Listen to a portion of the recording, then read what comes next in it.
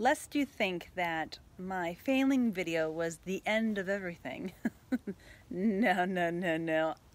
Truly, I don't fail. So I'm here to tell you that I am winning. I am winning. I'm always winning. So let me go through and explain to you kind of what I've come out since then. I went to LA. I've done some training since then. I've done my work. I've asked lots of questions. I'm exploring, like, what am I doing in the world? And what I've come up with is this. So I ask clients first. I ask, who am I to you, and what is it that you appreciate about me, and what do people value about me? And I don't know if any of you all know this or not, but I do have clients now who are all over the country who call me, who are like, talk to me, and like who have been using my coaching services, which has been amazing and so much fun, and I've had such a thrill with being able to provide that. And what's really been interesting, not everybody knows, is that these clients are, if you are in the professional cuddling business, they're your clients. Your clients call me and talk to me and are like, explain to me some things that I'm not quite getting, and I'm really scared to ask my professional cuddler. So that's been really great. And then from that, they learn new things about me, and then we build a coaching relationship, which again, it's been such a gift to me. So that's one. And then the clients that are here in town, there is some things that I'm good at. I'm really great at having them feel welcome and accepted. I'm great at having them feel safe while they're here in the sessions with me. They immediately feel comfortable around touch and around me, and they appreciate my perspective and my wisdom and the things that I share and how we talk about life and all the things. And I'm sex positive. So yeah, some of them talk to me about sexual stuff.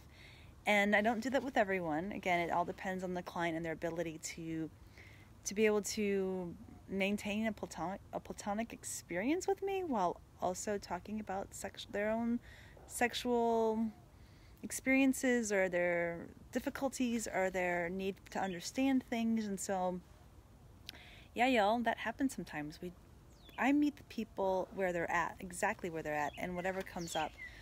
And so because of that, what I've recognized is that what I want to do, and I feel like I want to move more into that. Like, again, some clients, I think they feel a lot of shame around showing up, and if they're not platonic enough, or if they don't if they have a reaction or response that's arousing or physical or sexual, there's a lot of shame that still exists around that.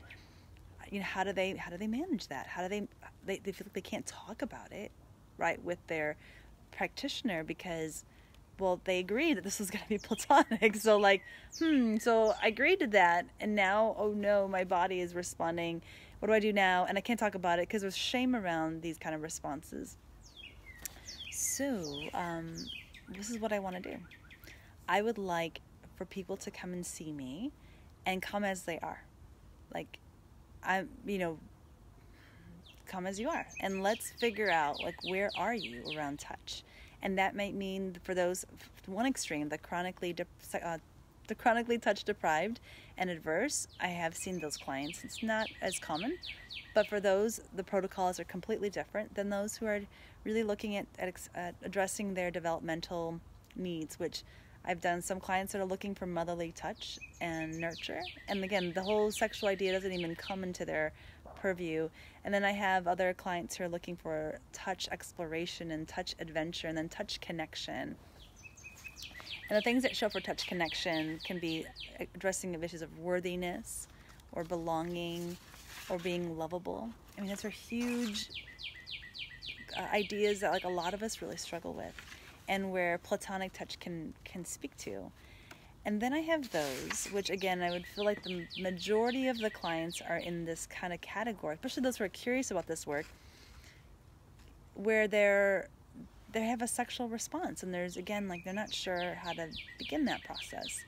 And so I'm right now in the process of creating some kind of protocols and an evaluation that would allow people to show up as they are and figure out, like, what is your response around touch? Maybe there is no sexual response, and that's awesome. Cool. Like, then we can go into more like more of a connective or an adventurous type of platonic experience. But for those who do have a response that's like, oh, there's a sexual response there, then what, right? Like, then we go into a different type of experience where we can slow down and be with the body and move the energy in the body. It kind of goes into some spiritual and metaphysical kind of stuff, and there's work that can be done around moving the intention and our consciousness and bringing people to connect with their heart. So anyway, so there's a whole video. I realize there's like a lot there that I'm not going to say right now, but what I want to, the ultimate goal of all of that is to provide people options. I'm going to say there, like, you have an option. If you are always sexually responding to touch, you don't have to live there. You can begin to explore ways in which you can get out of that, and it may be really difficult to do that by yourself, and that's why I'm here. So I think I'm going to leave it there. Let me check my notes because I'm trying to remember all the things I want to say. I guess the last thing is I am growing and learning in all of this, and I've been doing this now for almost 2 years, and I want to thank all of you for teaching me.